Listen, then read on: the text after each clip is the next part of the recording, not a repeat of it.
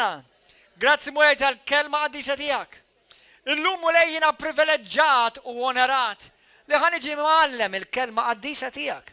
U nidikjara li qatt iktar ma nerġa' nkun l-istess iktar. Spiritu Santu kellimni invadi li moħħi u ħsibijieti.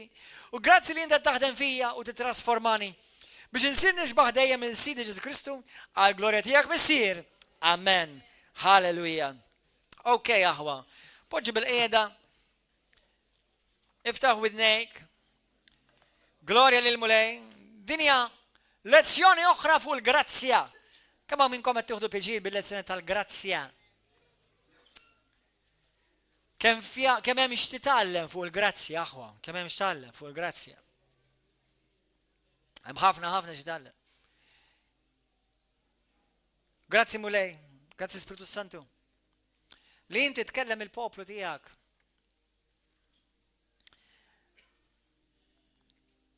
Grazzi mulej. Għax inti tonorana bil-preżenza tiegħek.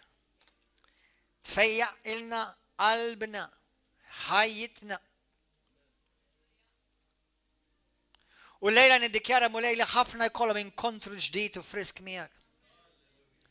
Inkluż jien u kull persuna oħra u mulej anka dawk li qed jaraw u jsegwu fuq l-internet.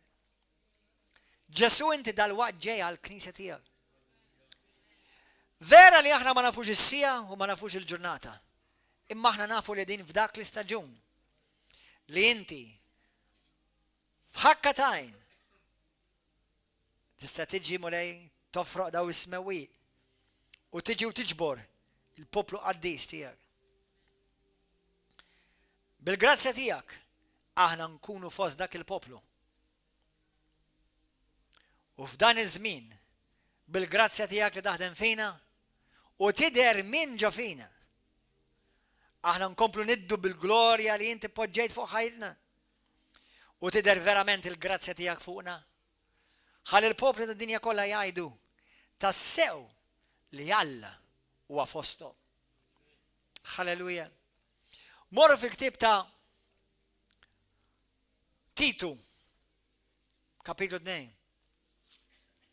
Titu, kapitlu 2.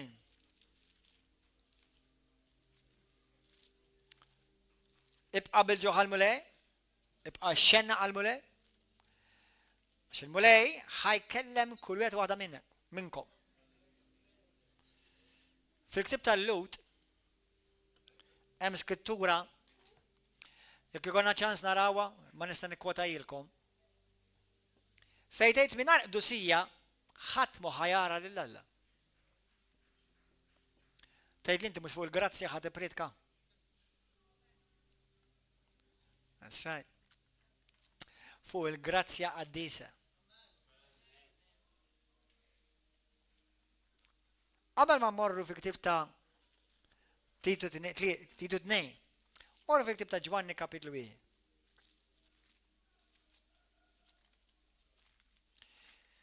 Meta jiena kont għadni f'reliġjon għalkemm b'xi mod kont smajt b'Ġesu bħalma ħafna samaw bija tal-pajjiż.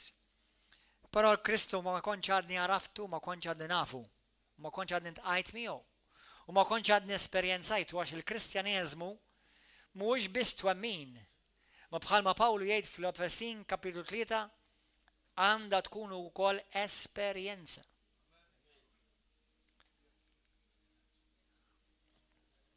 Jekk inti lil Ġesu għadek qatt ma esperjenzajtu,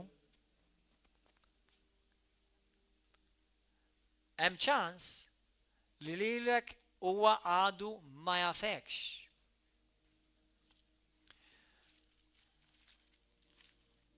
Fil-ktieb ta' Ġwanni 1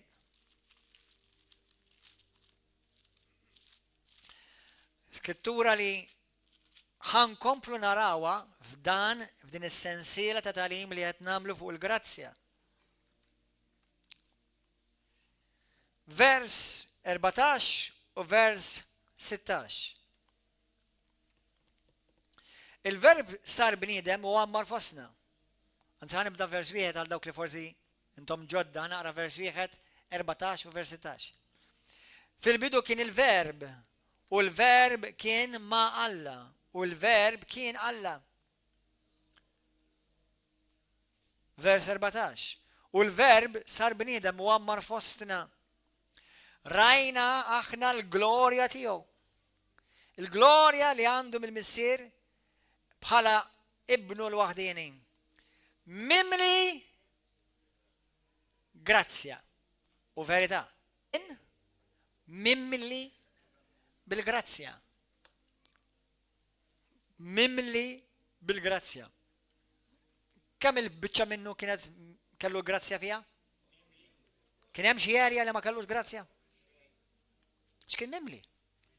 Full of grace bl-Ingliż. Mimli bil-grazzja. 16. Għax mill-milja għax mill-mili tiegħu imtlejna aħna.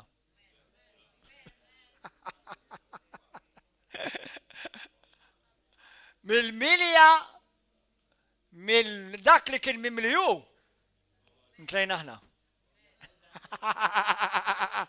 Hallelujah! I'm having fun by myself right now. I'm having a revival. Hallelujah! Min dak li Ġesu kien mimli, mela lilek u lili. Mill-milja tiegħu aħna l-koll ħadna grazzja fuq grazzja. Għal dawk li ma kontux mana fl-ewwel żewġ lezzjonijiet jew tlieta jew erba', ħanerġa' nirrepeti b'mod globali xi tfisser il-grazzja. 1. Il-kelma grazzja tfisser il-qawwa tal-Alla, kulħadd jgħidha il-qawwa tal-Alla. 2. Li inti favorit minn Alla. Ejt jiena favorit minn Alla. Alla lili għażilni u favorixxini. Il-grazzja tfisser il-ħnina u tjubija tal-Alla. Min grazzja mill-mili minn dak li kien mimli Ġesu. Tinsix li Ġesu lili u lilek għamilna mhux nies twajba. Ħafna jaħsbu li meta ssir Kristjan inti ssir raġel tajjeb. Jew mara tajba. Jekk int raġel please, sir raġel tajjeb, mhux mara tajba. Jekk int mara, sir mara tajba, għad ma sir raġel tajjeb. Imma jekk inti Kristjan, Kristu ma jagħmlekx raġel tajjeb. Kristu jagħmlek raġel mimli bil-grazzja tal-Alla. Raġel mimli jew mara mimlija b'dak li huwa mimli hu nnifsu. Bil-grazzja. Li tfisser il-qawwa, il-favorit, ħniena, tjubija, saħħa,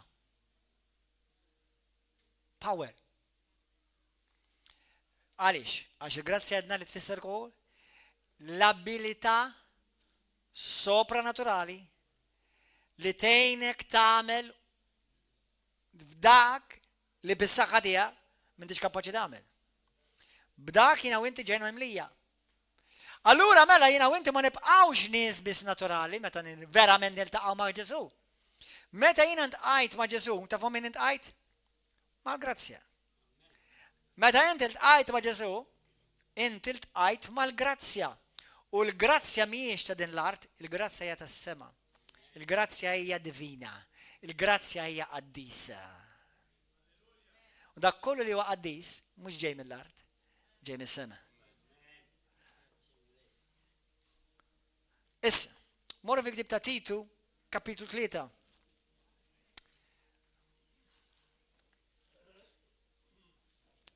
Thank you, Lord. Titu 3.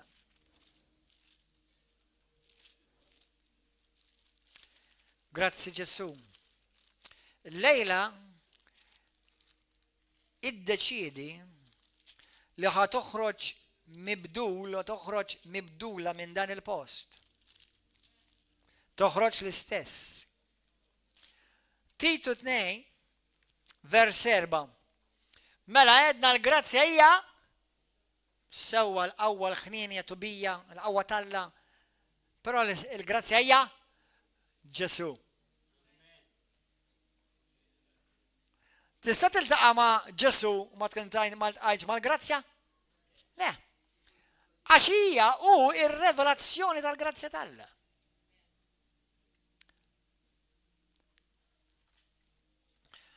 Vers 11.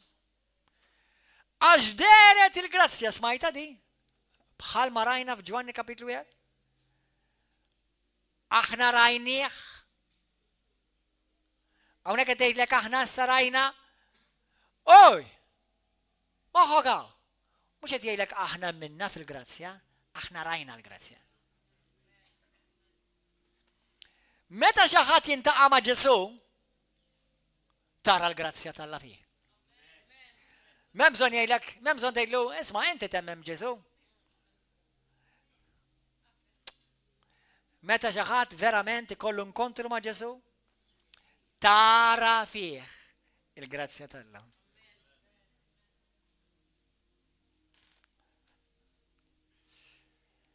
Ħafna mill-Kristjani, anka predikaturi u forsi well-meaning, ħallew il-Kristjaneżmu just twemmin.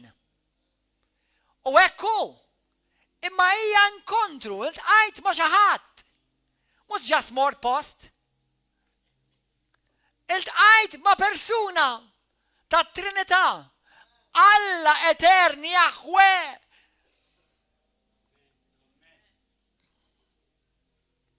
Li der fil-ġisem, fit-Testament il-Qadim der fit-Tempju. Fit-Testament il-Qadim l-ewwel der fit-Tempju tat-tinda ta' Mosè. Temporanjament, u mbagħad der fit-Tempju li bena Salamon. U mbagħad der fit-Tempju li bniet Marija. U issa jidher fit-Tempju li jiġi River of Love. Hallelujah! Għalix, għax aħna we have an experience. We don't have a theory, we have an experience.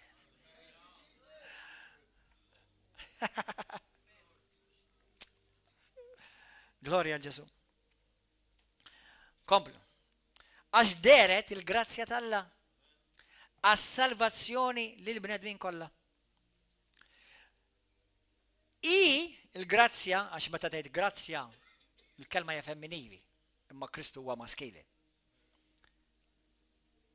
Il-grazzja iwritna, trawimna, tallimna, itrenjatna,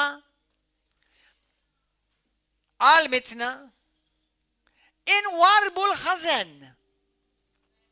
Kemm minnkom mortu l-iskola biex titalmu twarbu l-ħażen? Għaw xaħat ma l-iskola biex jitallem kif warab il-ħażen. Mela kif għalmitna nwarbu l-ħażen? Kif tallimna nwarbu l-ħażen? Għax hawnhekk qed jgħidilna li l-grazzja għalmitna nwarbu l-ħażen.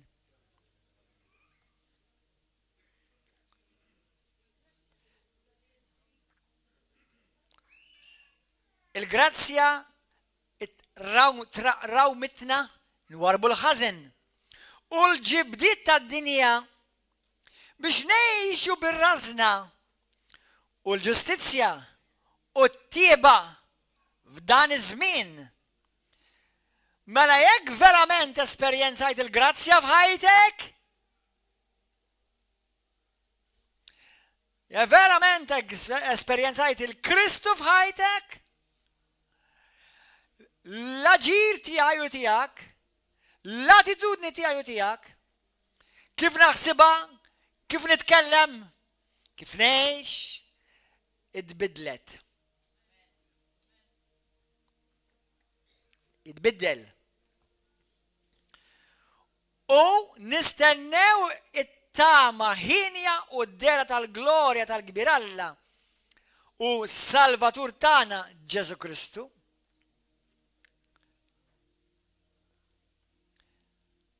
Mela il-grazzja qed tallimna kif aħna ma nibqgħux ngħixu fil-ħażen.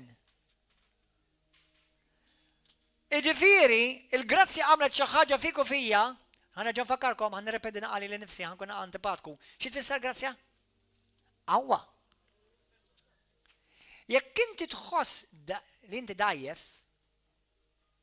jekk inti tħossok għadek dudu, l-esperjenza għadek ma tqajċ, il-grazzja għadek ma tqajċ maħħand. Kemm hawn minnkom tħallsu lejn Ġesu u l-ewwel ħsieb li jiġi fik f'moħħok dudu.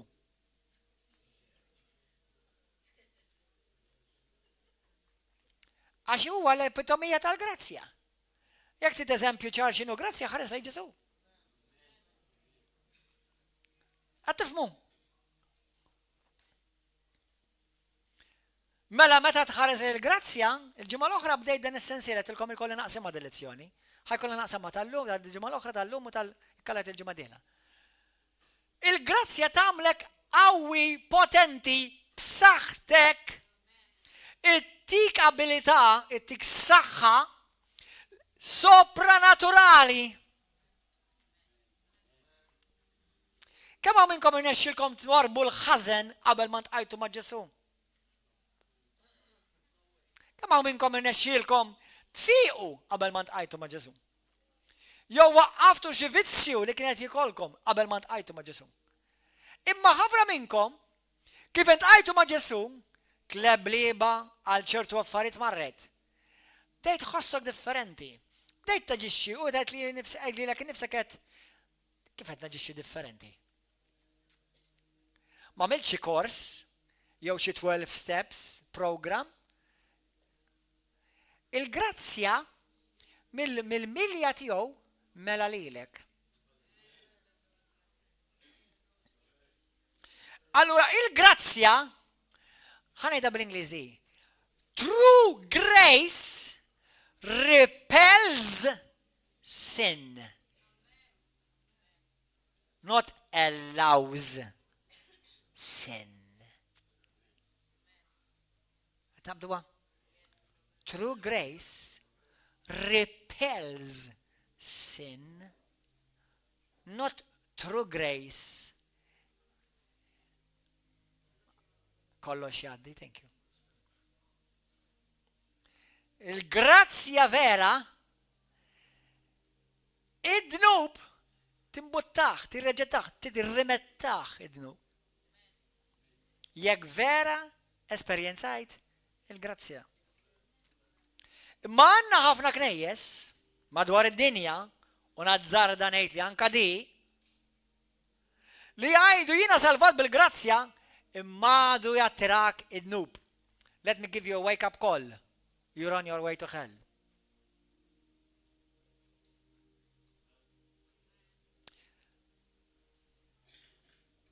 Il-grazzja vera, ħantikom eżempju.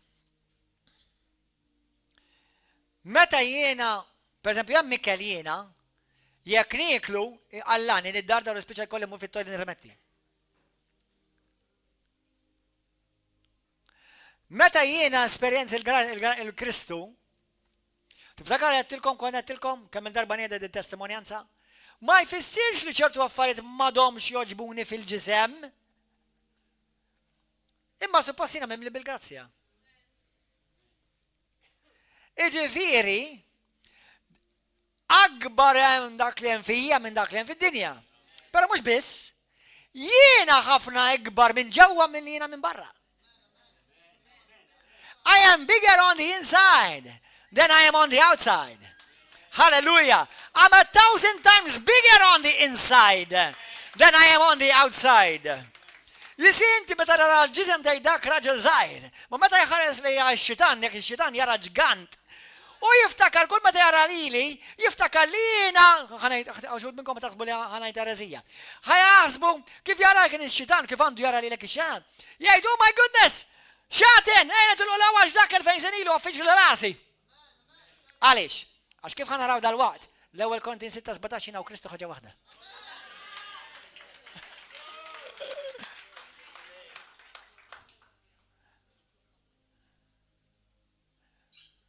Għalek, il-bnidem mimri bil-grazzja ikkeċ xaten, imma l-bnidem li minn għalek li huwa salvat bil-grazzja U juża l-grazzja li mhux vera grazzja biex jakkomoda id-dnub jibża meta jkun hemm deliverance.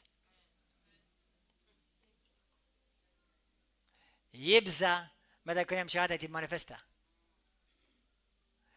Ħa nagħmel parantesi, hawn min jibża mhux bil-fors neċessarjament għax qed jakkomuna d-dnub, għax jista' jkun m'għandux għarfien ta' x'awtorità u x'qawwa l-mulej għandu fih u inti fi Kristu.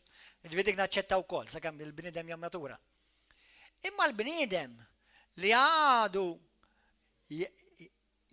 jgħid ma jimpurtax għax Alla jaħfilli, għadek ma esperjenzajt il-grazzja vera, għax il-grazzja tagħmlek persuna sopranaturali. Ma tħallikx naturali, ma tħallikx li kont titrasformak. Id-dnub jibda jdardrek. Tinajlek xi ġrili xi kultant jiena. Meta jkun hemm xi ħaġa li dan il-ġisem għadu jattira leha, taf x'ibda jġrili? Ma nafx hekk qaċettilkom, ma nafx jiġrilkom lilkom. Taf x'ibda nibda nitrijat. Ġiri ġralkom hekk intom? Nibda nitrijat. L-ispirtu tiegħi jibda, mhux l-ispirtu, ġismi jibda jitrijat. Jibda jħossu skomdu. Ma mhux ġas skomdu, nibda nitrijat, ta' bis-serjetà ngħidlek. Ngħidlek għaliex? Għax il-grazzja tal-Alla li hemm fija, li jiena minn milli bija, ma joqgħodux flimkien. Imbagħad Alla jgħid li d-deċiżjoni hija f'idejk ibni.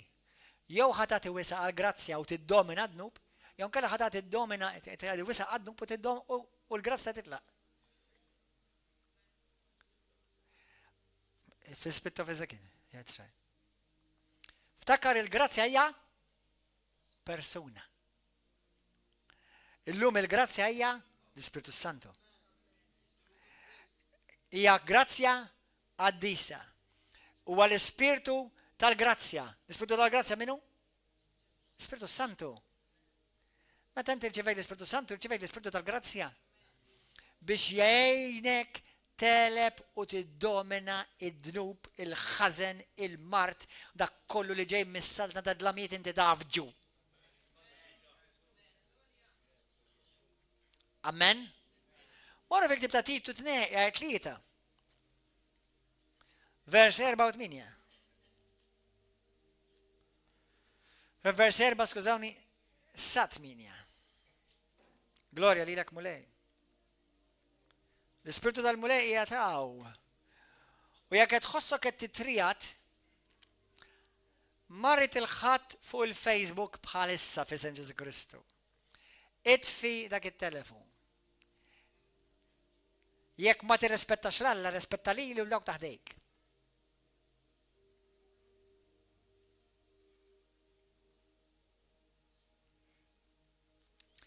Iżda meta feġġet it-tiba ta' Alla, Salvatur tagħna u l-imħabba tiegħu għall-bnedmin, mela hija l-imħabba tiegħu kont qedtilkom di fil-bidu hija l-imħabba tal-Alla, tiba tal-Alla. U salvana bil-ħasil ta' twelid minn ġdid tal-Ispirtu Santu, mhux b'imħabba l-opri tajba li stajna għamilna aħna. Jiġifieri u inti ma nistgħux insalvaw bl-opri tagħna. Laqqas b'dawk l-opri li aħna ngħidulhom tajbin.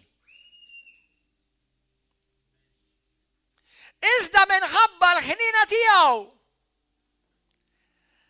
dan l-Ispirtu xerdu fil-kottrat fuqna b'Ġesu Kristu u s-Salvatur tagħna biex bis-saħħa ismawha kemm hi powerful din il-biċċa passaġġ. Taf kemm fih xtomu għandha l-biċċa passaġġ. Għax dak kollu li jettilkom il-grazzja u jgħataw miktubaw. Mela, bis-saħħa ta' Sidna Ġesu, bis-saħħa ta' Ispirtu Santu, biex bis-saħħa tal-grazzja tiegħu nitqazzu. Jiġifieri il-grazzja hija li tqaddisni għax propju jiena salvat bil-grazzja li jiena rrid ngħix għad-dajedis. Għax verament intqajt ma' Ġesu, għax verament kelli esperjenza ma' Kristu, il-grazzja għazzitni. Wow! Għal dawk li jintkom id-droga għadha taħkmek. Skużani għatudux għalikom, Għal dawk li biċċa ħaxixa għadha taħt mek. Għal dawk li għandkom il-pornografija għadkom għadha taħt mek. Għal dawk li għandkom il-sinkom twil.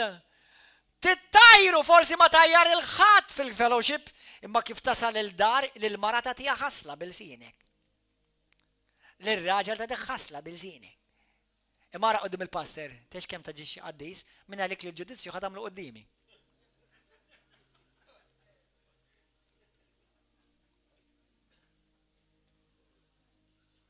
Mela nsejt jgħid Ġesu li kull kelma firħa li l-bnidem jgħid irid jagħti rendokonta li f'dak il-jum tal-ġudizzju.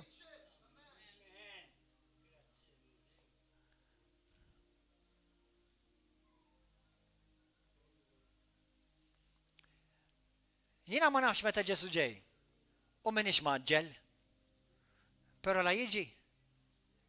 Ħajajlek, jiena ħalejtlek il-grazzja biex titqaddes. Għaliex m'intix qaddis.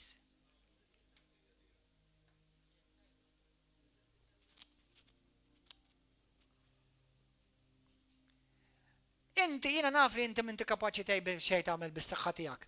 Għalhekk jiena mill-milja tiegħi imlejt lilek. U għaliex m'intix mimli bil-grazzja? Kont biss qed tattendi River of Love u tilaba tal-Kristjan fals?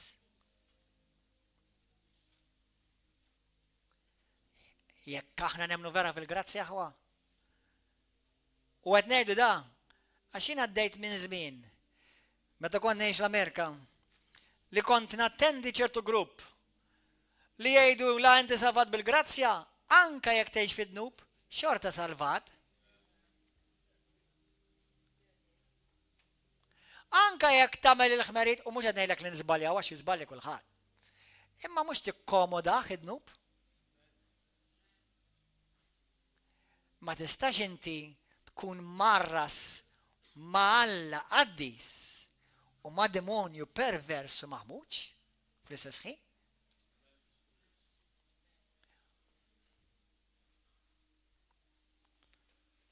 Tifmuħwa? Dan l-Ispiritu u xerdu bil-kotra fuqna b'Ġesu Kristu s-Salvatur tagħna biex bis-saħħa tal-grazzja tiegħu nitqazzu u nsiru werrieta tal-ħajja ta' dejjem skont it-tama li għandna. Jekk inti eżis aħwa lejla titlaqx qabel ma tagħmel il-kontijiet mal-mulej. Mulej jrid nesperjenza verament il-grazzja tiegħek. Għax mid-dera jien għadni ma esperjenzajt il-grazzja tiegħi. Għax dawk li jintkom għadkom kontinwament jum wara jum taqgħu fil-pornografija. Għalek it-tentazzjoni tiġi lil kulħadd. Is-sabiħ kulħadd jaf jarah. U sfortunatament aħna ngħixu f'ġisem li dawn l-affarijiet jattirawna. Jekk forsi mhux il-kulħadd il-maġġoranza. Imma kemm ħaddum taqa' mela tfittixha? Kemm ħandum ngħidlu sorry mulej. U fimni. Il-mulej ħafillek ta'. Anzi, ħansara l rasek, tiġi ħafillek. Imma x'qed nagħmel jien kif qed inħalli jien il-grazzja tbiddilni jekk jiena naf li jiena salvat biex inkun qaddis. U l-grazzja vera tqaddisni, mhux jiena nqaddis lil nnifsi, il-grazzja vera li nkun esperjenzajt tqaddisni. Kemm ħandum nikdeb, kemm ħandum ngħir, kemm ħandum infittex il-ħmieġ. Mbagħad nerġa' ngħidlu sorry. Sena ftit, sorry għax ġnibt, jew għax int ħassejtek ħażin, jew għax inti qed taħseb fik. Ftakar il-grazzja Alla tajinna, il-qawwa talla, l-abilità talla, sopra talla tajilek biex inti tkun bħal Kristu, mhux bħal Gordon. Bħal Kristu. Għalhekk jiena jekk ikolli xi ngħid mal-mara, jew ikolla jiena nħossni ħażin. Jekk ċertu kliem ġie jintqal, nħossni ħażin ma sax noqpa sejjer u hija mill-grazzja u hija l-mulej jifhimni. you are fooling yourself. U peress li l-grazzja tal-Alla fija mill-ħnina, Alla mhux qed titik il-grazzja biex inti tkompli tagħmlu dan, ma fil-ħnina tiegħu qed iħallik tagħmlu.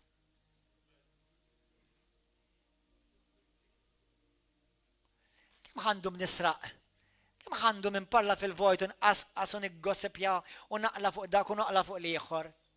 Kemm ħandhom? U hija jien salvat bil-grazzja mhux bl-opri tiegħi.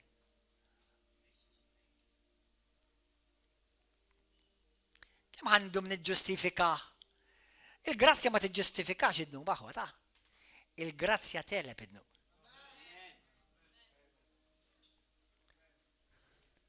Kif jista' jkun jiena ngħix fjamma nar tal-Ispiritu Santu u nagħmel l-opri ta' Kristu u fl-istess ħin jiena I am courting Satan. Il-mistoqsija hija di, vera ntqajt mal-grazzja? Vera ntqajt mal-grazzja? Fil-ġisem ikollok id-tentazzjonijiet. Imma ma jistax ikun li d-dnub u x'inhu jiddomina għalek ħajtek. Ma jistax ikun. Almenu, nagħmlu mod nuqqas ta' maħfra. Xi ħadd weġġek, sew konxju, jew laqqas għandu ħiel. Ma ġejt imweġġa' int b'xi mod. Tiġix tgħidli ilek sena ta' iġġorda kien nuqqas ta' maħfra. Qalbi tiegħi u attent, għadha qabli ma ntqajx qatt mal-grazzja. Li weġġajt, kulħadd iweġġa' fil-ġesem inweġġa'. U jiddependi wkoll ħalli ma nagħmilx xi regola li kulħadd irid jagħmilha bil-forsa di, għax jiddependi kemm inti mitt minnek innifsek. Jekk inti ma tafx fuq xi xi titkellem bħalsa, mhux nisma' l-messaġġ tal-erba' li għaddew. Meta ħukom fil-mulej u ibni fil-mulej Eltin qalilkom u qalilna li il-jien tkellem fuq il-jien. U nifhimha li mela ma nweġġax, mhux ovvja, jiena ma nħoġġ pjaċir bid-deni, naħseb ħadd ma jew pjaċir bid-deni.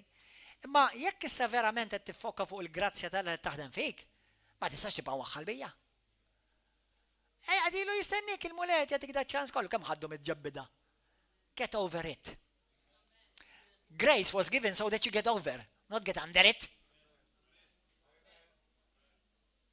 Get over it. Move on. Hemm il-grazzja tal-Alla. Kemm ħandhom għax il-pastor weġġani. Għax tak wara l-bar ħadd qalu li le, ma ġi sawani wkoll.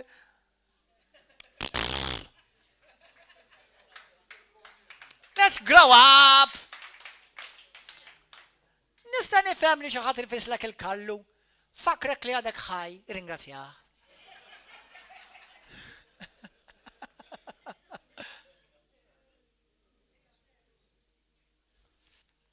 Halleluja. Morru fil-ktib tal-ewwel Tessalonikin kapitlu 4. Il-mulej aħwa wara dis-sensiela ta' talim irid nitkellem fuq il-glorja. Imma mingħajr il-grazzja, il-glorja tixwik ta'.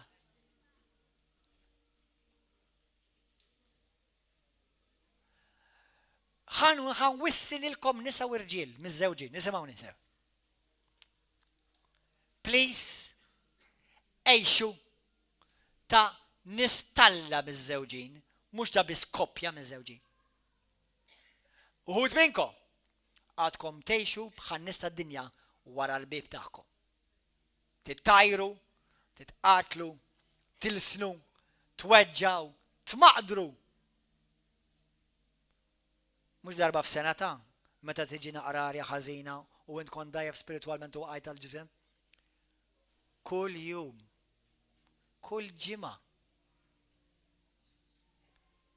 Inta tiġi tieħu service hawn. Is-service qed tieħdu sew.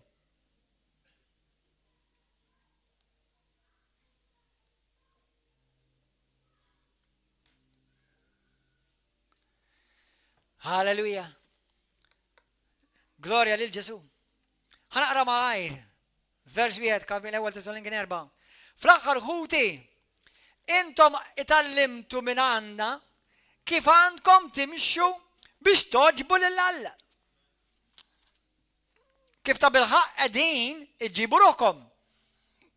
Aħna f'Sidna Ġesu Kristu nitolbukom u nħaġġukom biex tagħmlu xi ħaġa iżjed. Tafu x'talim tajnikom permezz ta' Sidna Ġesu Kristu? Dan irid Alla minn għandkom. Il-qdusija tagħkom.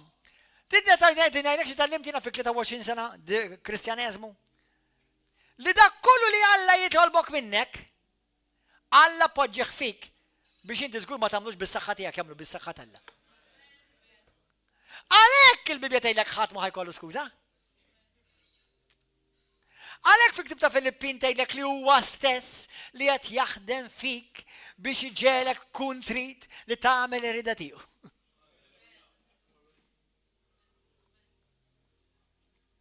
Inti trid tagħmel irida tiegħu.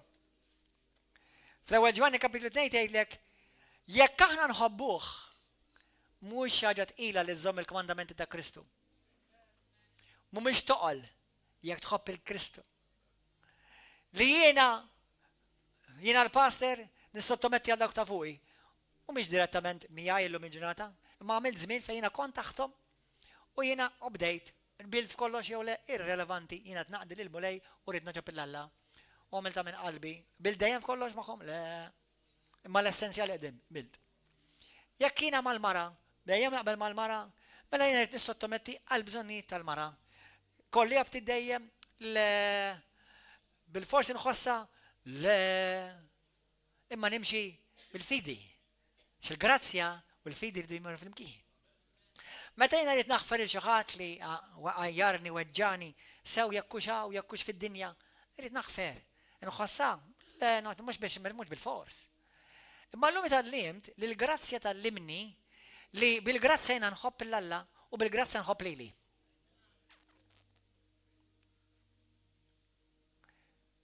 Jisija kiena ma nimxiex fil-grazzja, nispiċċa naqa fil-ġisem u l-ġisem mbagħad ikollu dritt ix-xitan biex jopera f'ħajti. Jisija jew inti ħadd opera bil-grazzja li huwa fl-ispirtu u tagħti kontinwament jett lill-Alla biex jopera f'ħajtek, jew nkella kontinwament taqa' fil-ġisem u l-xitan tgħidlu għandek aċċess. You can. You can. You can.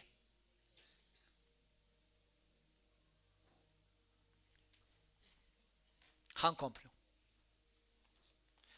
Vers 2. Tafu x'talim tajnikom? Permezz ta' Sidna Ġesu Kristu dan irid Alla minn għandkom il-qdusija tagħkom. U Alla qatt ma jitlobni xi ħaġa li hu diġà ma pprovdelix. Li tibqgħu li titbedu miż-żina.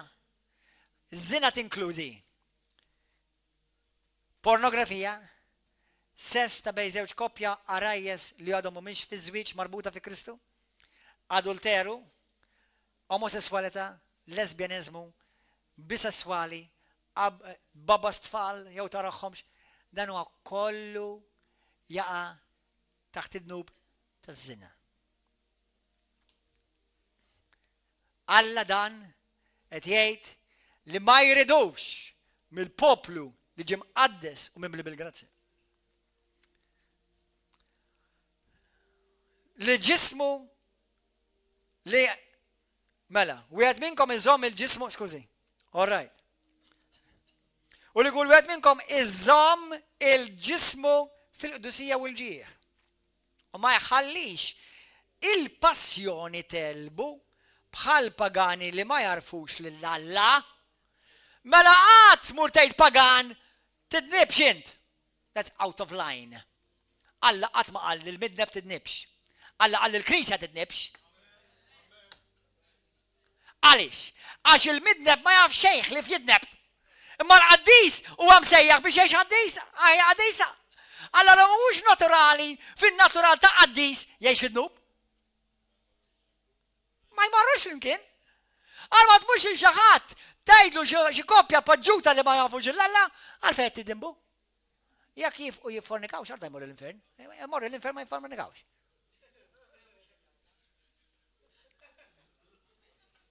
Jekk inti taf il-xi ħadd li huwa maqbud fil-pornografija u m'għandux il-Kristu għax tgħidlu miskien jaqaf fil-pornografija ħallih let him have fun. While he can, because he's going to burn for eternity. Għalhekk we don't preach sin, we preach Christ.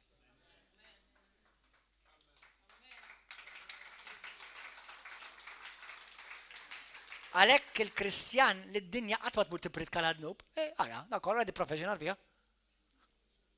Li d-dinja tmur tippredikalhom il-Kristu. Imma l-Knisja x'e predikalhom? Dosija. Il-grazzja.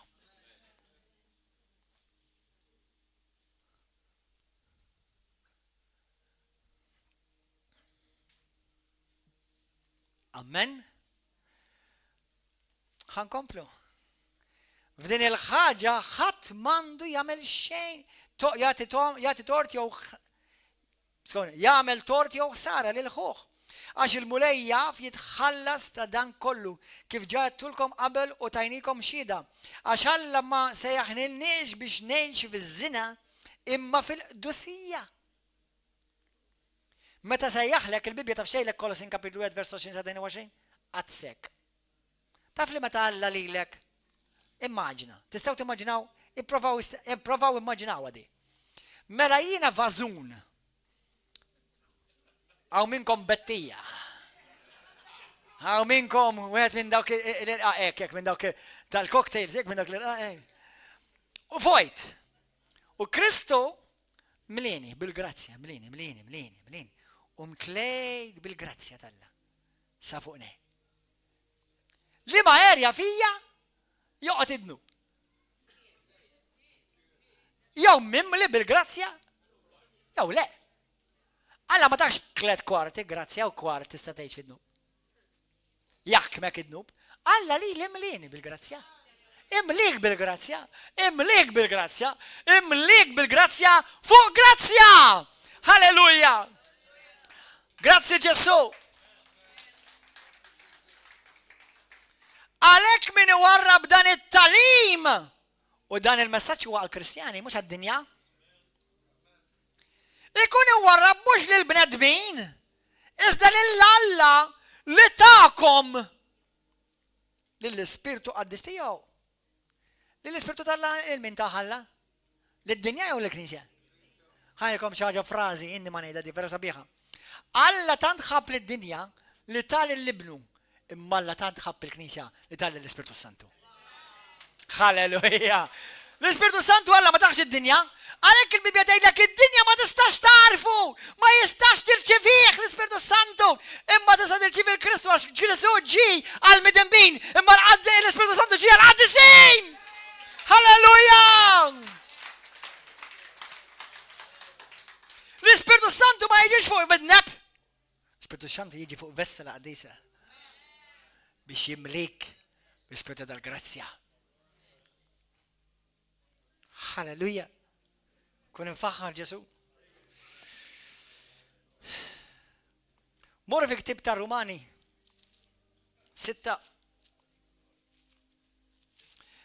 Għax jekk jiena u inti ngħidu aħna poplu li nemmnu fil-grazzja u hekk għandna nkunu.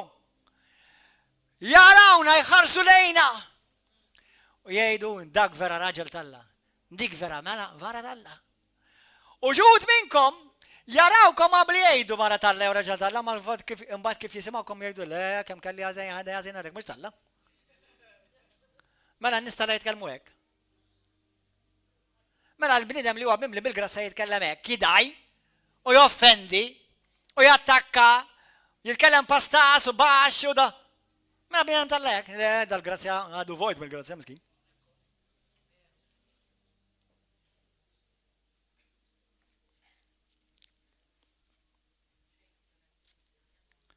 Eżatt. Rumani, ommu lejħanin. U dan il-messaġġ jibqgħu ftakruh, għax hija l-grazzja talla li ħadd wassalna għal ħajja ta' dejjem.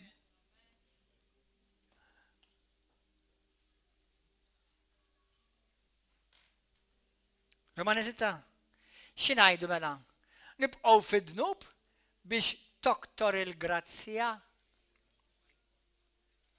ma jkun qatt aħna li mitna għad-dnub kif nistgħu ngħixu fih?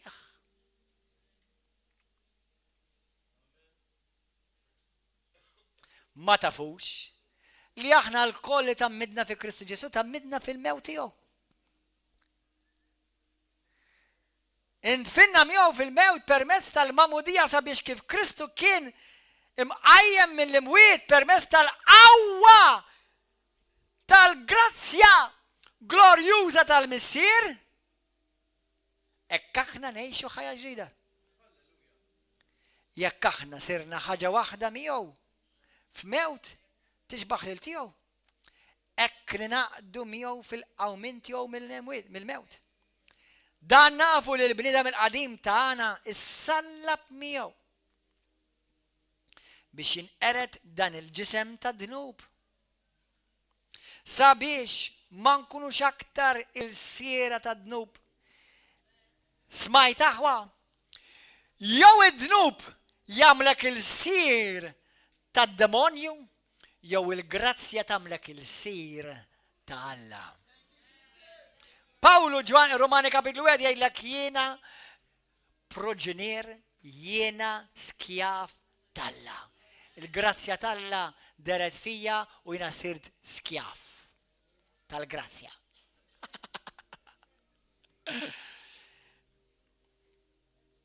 Min imut jeħles mid-dnub. Ġifieri, meta jiena u inti ngħidu aħna mitna li nfusna, id-dnub issa m'għandux iktar ħakma fuqi. Mhux m'għandekx iktar tentazzjoni, m'għadux jaħkmek. M'għadux jaħkmek. That's it. Jiena naf kemm ikolli tentazzjonijiet. U mhux ħanamilha ta' xi hero. Ġieli żbaljaj, imma illum naraf kemm il-darba l-grazzja tal-Alla għenitni biex it-tentazzjoni ngħidilha le u nellibha.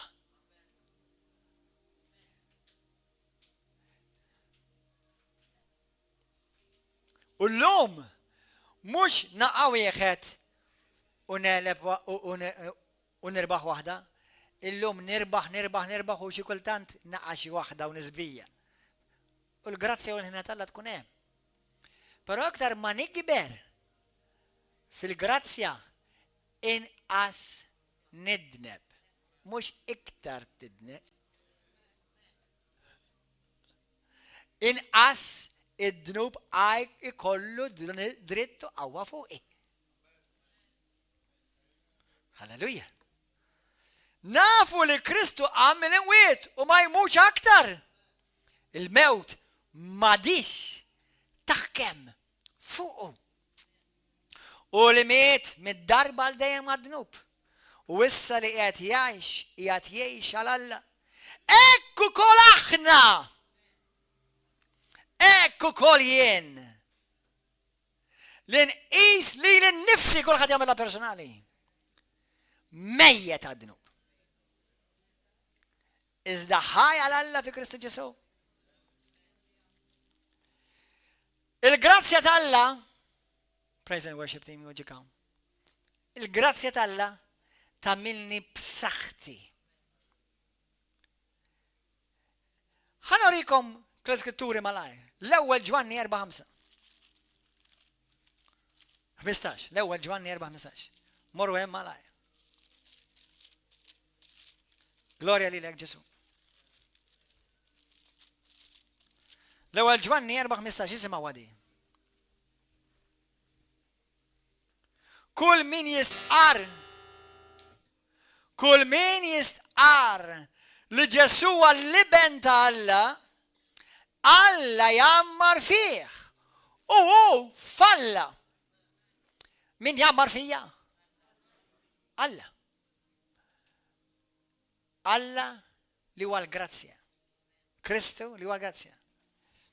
L-ewwel Korintin 6.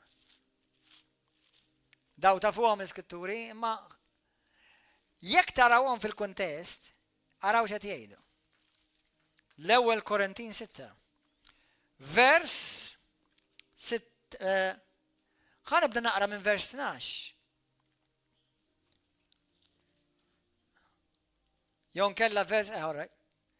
Imma issa ħanibda naqra, all right, ma jimportax. ħanqara minn vers 19 għalissa, 19.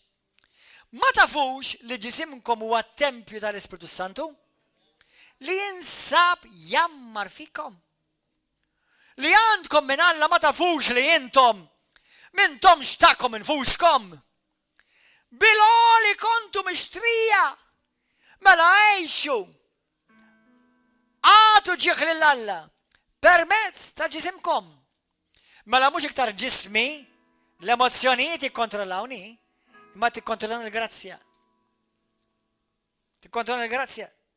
Issa ħana qraw ftit iktar minn qudiem, morru iktar minn qudiem ftit. Vers 9. Ma tafux li l-inġusti ma jirtux is-saltna tal-Alla? Lil min hija indirizzata din l-ittra? Il-Knisja. La titqarqux ma la Knisja. La żinja, la l-idolatri, la l-adulteri, la l-effeminati, la l-omosessuali, la l-ħallelin, la r-rejba, la skaren, la l-qassisa fuq in-nies, la l-ħattafa ma jirtu s-salda tal-Alla. Imma minn dawn kienu xi wħud minnkom. Xi 4-5 ilu kellna event hawnhekk kien jismu Gay No More, changed by the love of Christ. Issa ħanamlu event ieħor jismu Fornicator No More, changed by the love of Christ. M'hemmx iktar nies li jiffornikaw żinja għax ġew mibdula bi Kristu. Those who cheat no more. Changed by the love of Christ. Dawk li cheatjaw, m'hemmx iktar għax ġew mibdula bil-grazzja tal-Alla. Dawk li huma sekrana, jiskru, sakranazzi, drunks no more. Changed by the love of Christ. Dawk li lajja fuq n-nies, slanderers no more. Changed by the love of Christ. Sinners mid-dimbin, sinners no more. Changed by the grace of Christ. Wicked, ħżiena, no more. Changed by the love of Christ. Self-centered, no more. Changed by the grace of Christ. Ajjura nis li jajru, għaw kopji, il-raġel jew il-mara da tajr għalih jew għalija u jilom iż-żewġin 50 sena.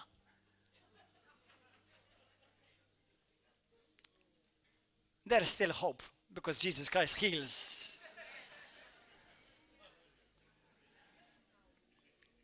Ayur, no more. Jealous, no more. Changed by the grace of Christ. Gossip, us no more. Liar, no more. Thief, no more. Lesbian, no more. Gay, no more. Why? Because they have been changed by the grace of God. Daw ġemibdula bil-grazzja tal-Alla. Bil-qawwa tal-Alla intaqgħu ma' Ġesu. Ħaj! Mhux ma' reliġjon mejta, laqqas terapija, imma mal-grazzja tal-Alla. Halleluja! Dik hija l-verità assoluta u daw kontu bosta minnkom u jien.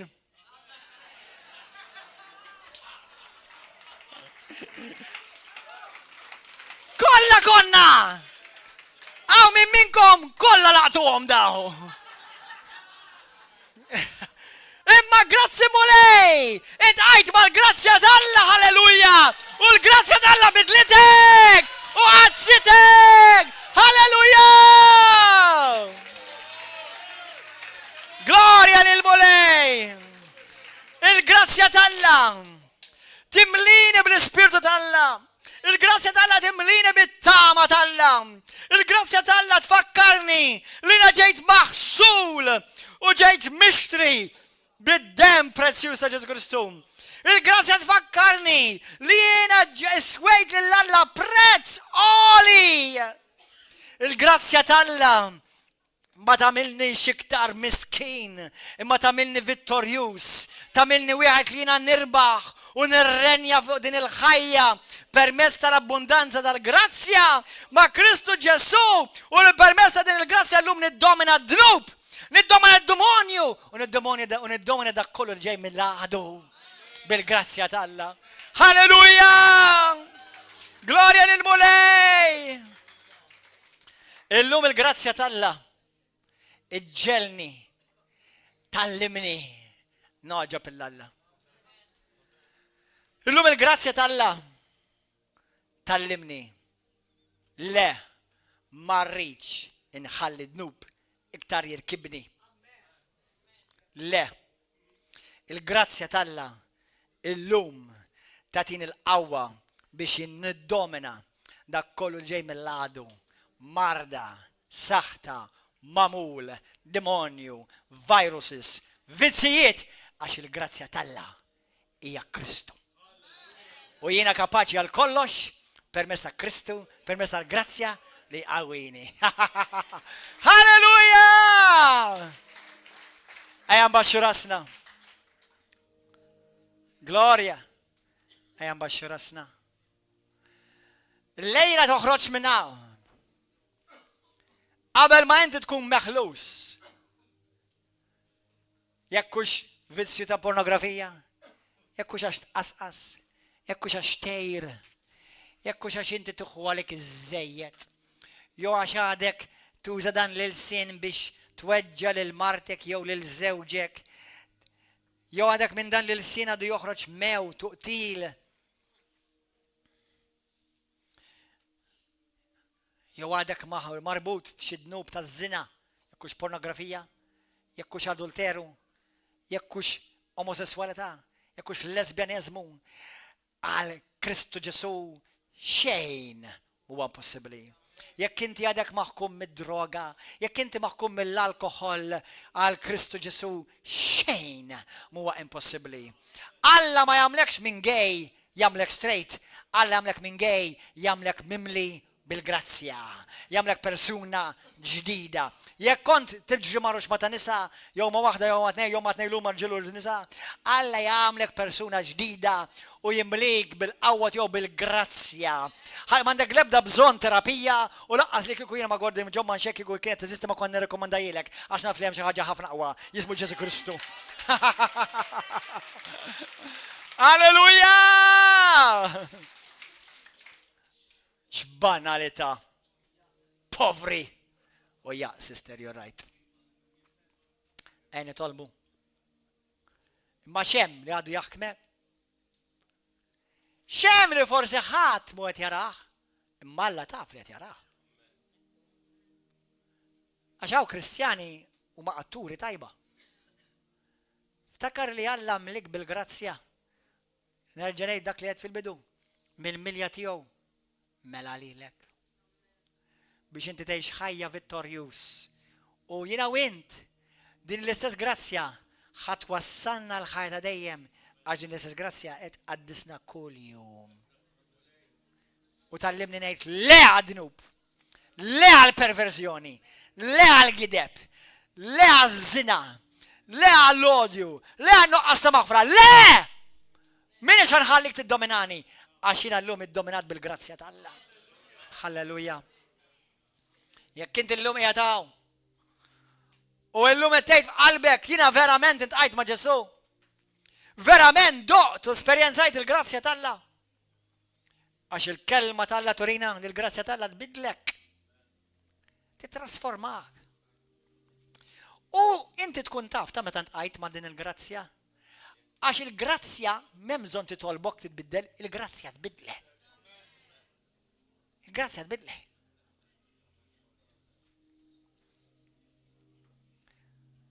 Għaw xi ħadd illum jgħidli pastor, illum nixtieq verament nagħmel deċiżjoni għal Kristu, nagħti ħajti minn qalbi lil Ġesu.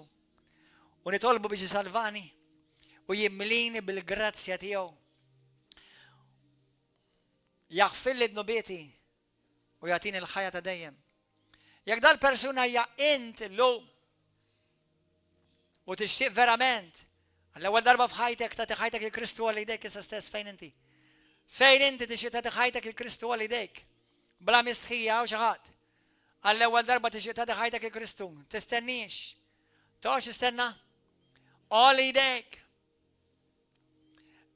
Għadek minn tixtieq tolli għalija. Idejk tolli għall-Kristu. Darba kien hemm waħda qalt li hemm bżonn nolli idejja. Qedtilha Ġesu idejh mhux bis-sollija imma samru ilu ma' salib. Huwa pass żgħir ta' umiltà. Ċedi, mulej jiena nċedi. Nissottometti għar-rida tiegħek. U meta nagħmel hekk, ftakar Alla x'għamel ma' Marija. Għalilha inti mimlija bil-grazzja.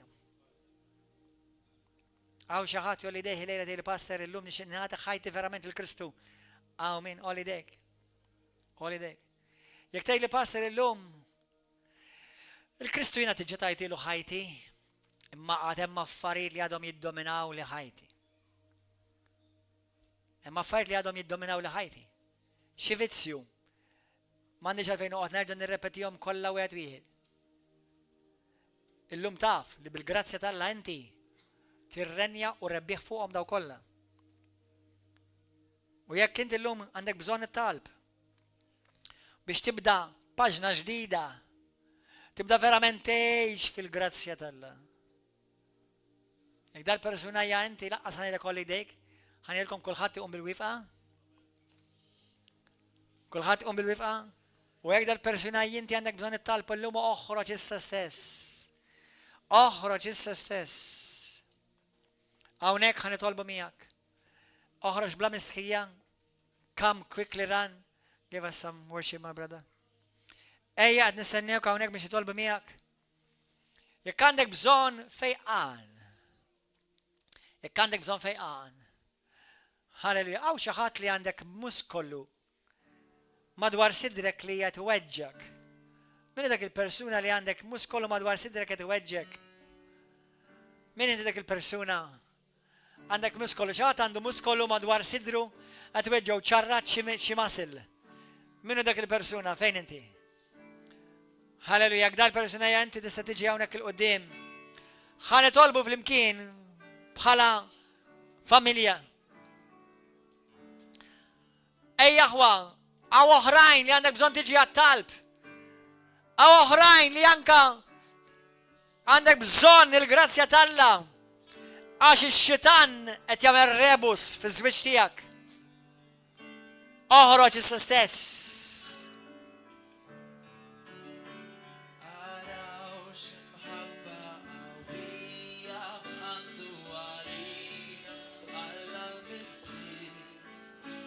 Araw ximħabba qawwija għandu għalina għall-missi li najisna bħala ulid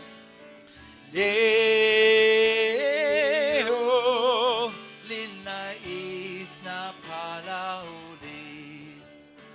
Behold what manner of love the Father. Jekk għadek maħkum mis-sigaretti u bid-droga oħroġ il-barra s-sess hawnhekk. Ħanitolbu miegħek. Behold what manner of love the Father has given unto us, That he should be called the sons of God. That we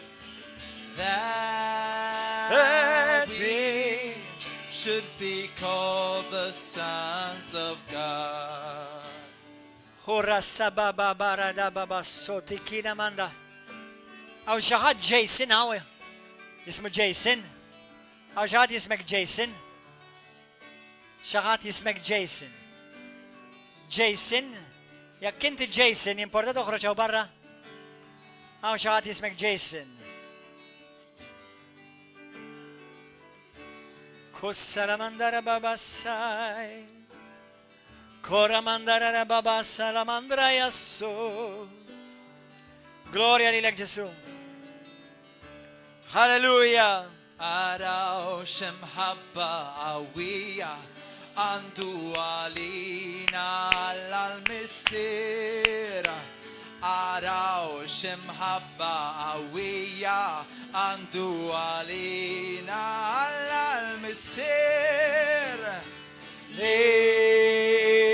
Leo. ليلنا إسنا بالاولي ليو ليلنا إسنا بالاولي Kora baba baba sakata dara babra. Kora mandara baba sa. Shora mandara de biaso dara mai. Kora mandara basaya di. Ejdu dit-talba miegħi. Ejdu dit-talba warajja minn qalbek. Intom speċjalment quddiem hawnhekk. Intom li intom l-ewwel darba hawnhekk. Poġġi jdek fuq qalbek u itlob dit-talba miegħi minn qalbek. Ejdlu lil mulej Mr. Qaddis. Grazzi ta' Ġesu Kristu. Grazzi ta' ibnek. Li inti tajtu għalija fuq is-salib. Mulej Ġesu. Nirringrazzjak li fik deret il-grazzja tal-Alla. Mimlija ħnina u tjubija. Grazzi Ġesu li inti urejt grazzja kbira miegħi. Għandi bżonnok mulej. Ma nistax nibqa' ngħix kif jien mulej. Qed nitolbok illum. Fawwarni bil-grazzja li inti stess mimli bija. Ġesu, ejja f'qalbi. Poġġi fuq tron ta' ħajti. Iggwidani int. Mexxini int. Ibdilni u it-trasformani. Bil-grazzja tiegħek mulej. Aħfil id-nubieti. Għaxin għadnib kontrik. Illum naraf Ġesu li inti li bentalla l-ħaj. Li inti l-grazzja talla li deret fil-ġisem. U llum li tolba kejja u invadili ħajti, qalbi, moħħi, ħsibijieti u bil-qawwa tal-grazzja tiegħek kisser minn fuq ħajti kull marda, kull ħakma, kull dnub, kull vizzju ħażin, kull saħta kissira minn fuq ħajti mulej Ġesu.